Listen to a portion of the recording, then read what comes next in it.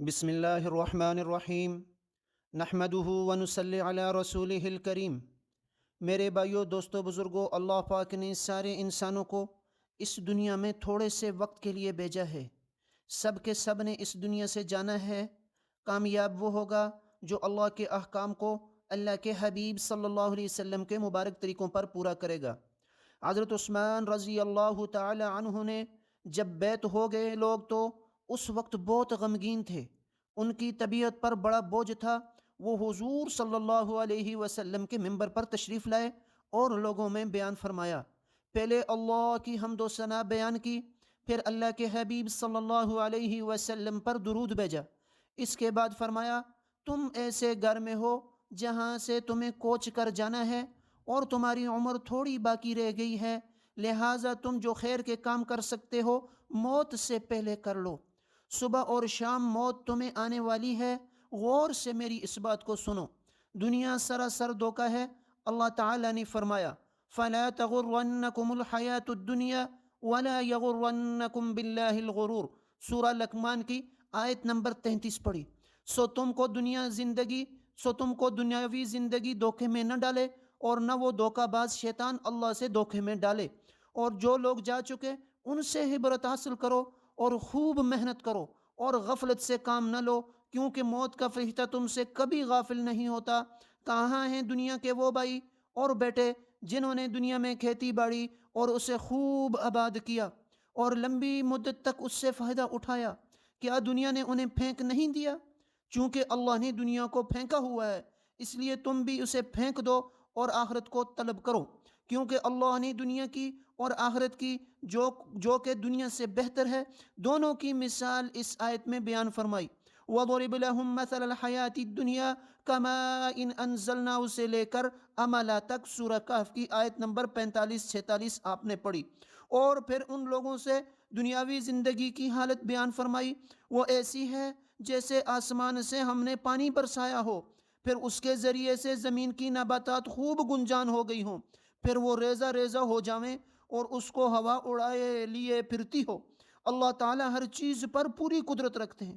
مال اور اولاد حیات دنیا کی ایک رونق ہے، اور جو اعمال صالحہ ہیں یہ باقی رہنے والے ہیں۔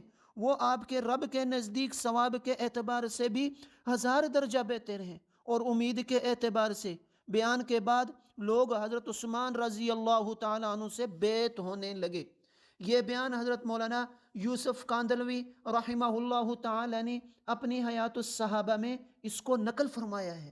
میرے بھائیو، یہ دنیا کی زندگی جو ہے یہ اللہ پاک نے ہمیں تھوڑے سے وقت کے لیے دی ہے۔ کامیاب وہ ہوگا جو اللہ کے حبیب صلی اللہ علیہ وسلم کے لائے ہوئے دین پر عمل کرے گا۔ اس دین کی بنیاد کلمہ طیبہ پر ہے، لا الہ الا اللہ محمد الرسول اللہ۔ جو بھی پڑھے گا اللہ پاک اس کو کامیاب فرمائیں گے۔ دوسری صفت نماز ہے۔ مسلمان کی شان جو ہے اور مسلمان کی پہچان جو ہے یہ نماز ہے۔ اللہ کے حبیب صلی اللہ علیہ وسلم کی مبارک آنکھوں کی ٹھنڈک ہے، اور نماز جنت کی کنجیاں ہیں۔ علم، تیسری صفت جو ہے یہ علم و ذکر ہے۔ علم سے اللہ کی معرفت حاصل ہوتی ہے، اور جو ہے علم جو ہے یہ راستہ ہے اور ذکر اس کی روشنی ہے۔ علم کے بغیر انسان اندھا ہے، اور علم والا جو ہے یہ دیکھنے والا ہے۔ فرمایا علم کے لیے گھر سے نکلے گا اللہ پاک کی ساری مخلوق اس کے لیے دعا فرمائے گی۔ اور فرمایا ذکر سے اللہ کی یاد سے دلوں کو منور کرو، اللہ کی یاد سے اپنے دلوں کو منور کرو۔ فرمایا دلوں کا اطمینان جو ہے یہ اللہ کے ذکر میں ہے۔ جو دلوں کا اطمینان ہے یہ اللہ کے ذکر میں ہے۔ 3 تسبیحات کا خوب اہتمام فرمائیں۔ تیسرا کلمہ درود شریف، استغفار، جو ان کا اہتمام کرے گا اللہ پاک ذاکرین میں شمار فرمائیں گے۔ چوتھا نمبر اکرام مسلم، اور اللہ کی مخلوق کے ساتھ اللہ کے حبیب صلی اللہ علیہ وسلم والے اخلاق سے پیش آنے والے ہم بن جائیں۔ بڑوں کا ادب کریں، چھوٹوں پر شفقت کریں، علماء دین کی عزت کرنے والے ہم بن جائیں۔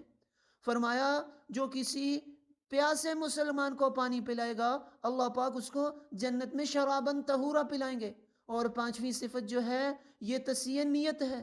میرے بھائیو، اپنی نیتوں کو دیکھنا کہ میں جس عمل میں لگا ہوا ہوں اس سے مقصود اور مطلوب کیا ہے، اس سے میں کیا چاہتا ہوں۔ اللہ پاک دلوں کو براہ راست دیکھنے والے ہیں۔ قیامت والے دن اعمال کو تولا جائے گا، گنا نہیں جائے گا۔ ہر وہ عمل وزنی ہوگا جو اللہ کی رضا کے لیے کیا گیا ہوگا۔ اور اس کے ساتھ میرے بھائیو دعوت و تبلیغ ہے، یہ تو مسلمان کا کام ہے۔ جو بھی کلمہ پڑھے گا اللہ پاک نے یہ اس کے ذمے لگا دیا۔ اس پر اللہ پاک نے اس امت کی تعریف فرمائی، اور اللہ پاک نے فرمایا اس سے بہتر کس کی بات ہو سکتی ہے جو لوگوں کو اللہ کی طرف بلائے۔ یہ اللہ کی طرف لوگوں کو بلانا یہ اللہ کو بڑا پسند ہے۔ اللہ کے راستے میں نکل کر لوگوں کی منتیں کرنا، لوگوں کی خوشامدیں کرنا، لوگوں کی سماجتیں کرنا، اور لوگوں کو پکڑ پکڑ کر مسجد میں لے کر آنا، اور لوگوں کا اللہ سے صلح کروانا۔ آج یہ لوگ اللہ سے روٹھے ہوئے ہیں۔ آج زندگی ہے تو اللہ نے موقع دیا ہوا ہے لوگوں کو اللہ سے صلح کروانا اور لوگوں کو اللہ سے جوڑنا۔ یہ اس امت کا کام ہے کہ یہ امت اپنی فکر کے ساتھ ساتھ ساری انسانیت کی فکر کرنے والی بن جائے کہ دنیا کے آخری کونے میں بسنے والا مسلمان، یا اللہ اس تک میں کیسے پہنچوں اور میں کس طرح اس کو جا کر میں دعوت دے سکتا ہوں۔ اس کے لیے فکر وہ کڑھن جو اللہ کے حبیب صلی اللہ علیہ وسلم فرمایا کرتے تھے۔ لوگوں کے پاس دن میں جاتے، رات میں جاتے، دھوپ میں جاتے، بارش میں جاتے، اور لوگوں کو کلمہ پڑھاتے، لوگوں لا الہ الا اللہ پڑھ لو کامیاب ہو جاؤ گے۔ اب اللہ کے نبی صلی اللہ علیہ وسلم کے بعد کوئی نبی آنے والا نہیں۔ یہ کام اس امت کے ذمے لگا دیا۔ ہر مسلمان کا کام ہے دین کو سیکھے اور اس کو دوسروں تک لے کر جائے۔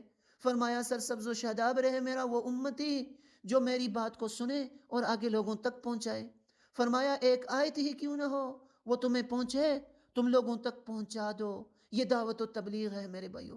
اس کی ترتیب ہے زندگی میں 4 مہینے لگانے سے آدمی کوئی بڑا مفتی یا عالم نہیں بنتا، بلکہ اللہ پاک اس کو ایک دین پر زندگی گزارنا اس کے لیے آسان فرما دیتے ہیں۔ اس کے بعد ساری زندگی اس کام کو مقصد بنا کر کرنا، ساری زندگی اس کام کو اپنا کام سمجھ کر کرنا۔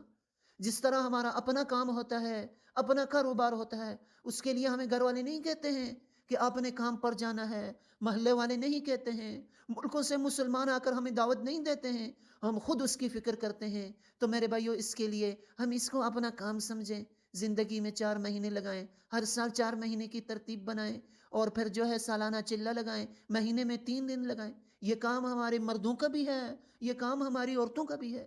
تو اس کے لیے انشاءاللہ العزیز میں بھی تیار ہوں، آپ حضرات بھی ارادے فرمائیں۔